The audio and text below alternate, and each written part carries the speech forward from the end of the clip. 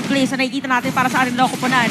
So, apat agad ang magkakasagupaan. Sino nga ba talaga target nila habang si Ako naka-ready doon sa kanya Netherrealm? Napakagandang Eternal Guard pero kanina mapupunta First Blood para kay Flap TC pero yung paghong ay mapupunta sa RSG habang tuloy-tuloy ang teamfight. Another kill para din sa AP Bren. 2 for none pero mukhang Protector, parang nagiging safe pa rin.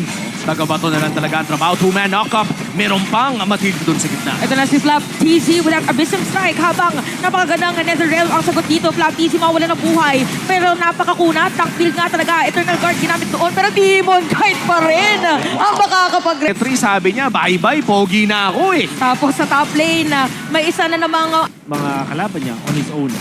speaking of, meron na namang kill doon. Easy, tapos never mind na si Super Marco. Oh, Super Marco, nakapag-flicker out pero hindi sapat.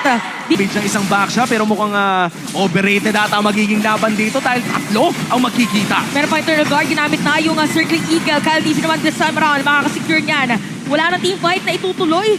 So parang iwas na iwas muna ngayon ng mga players natin habang mukhang ipipilit yung may middle lane. Meron lang din namang minion wave pero mabilis. Overload talaga ang sagot pero mukhang sinatsay ma-overload dito. Pero sabi niya, meron naman kong vengeance dito. Kaya naman, si Kyle TC makukuha nila. Pero yung side ng AP Bren, okay lang daw kahit walang jungler dahil Lord ang kapalit niya. Wow! For the team fight, habang si Aqua medyo pitik-pitik lang. Ginamit mga Netherrealm para mas ma-advance pa ang mga kalaban nila. Yung pala, Wow! gusto lang kuhanin yung Torre. Open flicker out. Sabay konting patalbog sa moment na yon. At grabe ngayon ang palitan. What's the tea kaya sa may middle lane? Magti-team fight ba itong mga players natin? Yung mapipilitan na mag-flicker out! Pero makapatay na nga. Sakto yung curtain call din. Kasi nabit na naman yung Netherrealm para mas mabilis. Namapatay si Flap TC noong moment na yon. Wow. Na maaamoy nila pero yung Plangana at saka yung Platito nandito na. Habang si Owen ay mapipilitan lumalayo. Ginamit na rin dito yung Circling Eagle. Si Mew ay biglang nawala. Napaka-grabing damage yung pinapakita dito ng RSG at tutuloy-tuloy pa nga. Yung pinik dito ng mga Shadow Step para kay Ako and even for Kusei ay ramdam na ramdam ngayon na AP Bren. Wow! Napakagandang disengage mula sa RSG. Ito yung disengage na habang nagdi-disengage sila ay may re-engage na rin. Flap TC, nahuli pa doon pero mukhang papasok na nga dito ang RSG. Ito na yung sinasabi ng curtain call. Natalian pa nga. Flap TC mamipilit na mag-TP out. Habang si Nats ay makukuha nila dito. Ipipilit ng AP Bren na ma-reset itong Lord. Habang yung RSG alam din nila na parang delikado yata na ituloy pa. Wind of Nature para kay Kusei. Gaano ka crucial to? Sobrang importante dahil si Super Marco as well as si Flap and Kyle TC physical damage and yung combo nila relies on them landing that combo.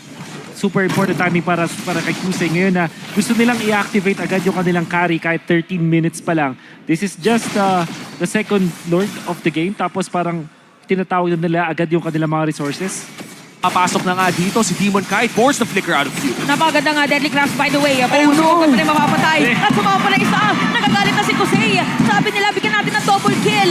At ngayon, ang side naman ng RSG ang mukhang magre-raid. Yung sa Lord. Pero nilaban nila. Mga nila si Pew na. Delikado dito. At yun na nga ang gustong gawin. Killing spree na para kay Light. Hindi na Sa loob at papasukin na nga muli ng RSG. pero napakagandang Eternal Guard. Makakabawi at AP Bren. Pero may sagot dito na Netherrealm para naman sa side ng RSG. Marco! Aqua medyo mawala ng buhay doon. Pero napakagandang Guiding Wind.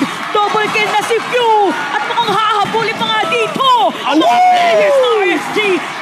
Pero papasok na muli si Knight. Grabe, long jump yung nakita natin kay Nats. Parang ang layo na kanya napuntahan. Netherrealm masagot sa Eternal Guard. Pero nagkapitikan lang ng mga skills. Ipapareset nga ba ito ng RSG o itutuloy-tuloy na ba nila? Black TZ, isang spectral step ang pwede niya gamitin na nakasalubong nila si Kyle! At nakita na nga nila, huli na ang Kyle TC. At ito na, yung inaantay nila, isang diretso pupunta dito sa Lord. At mukhang hindi na nga makakapag-contest pa ang AP Bren. Grabe naman yung Makikita na natin ngayon, kakaibang drift na naman. Hindi na kinayang paano yung Flap TC. Kaya naman unti-unti nang tinitira dito yung face. RSG ang magwawagi. wow! The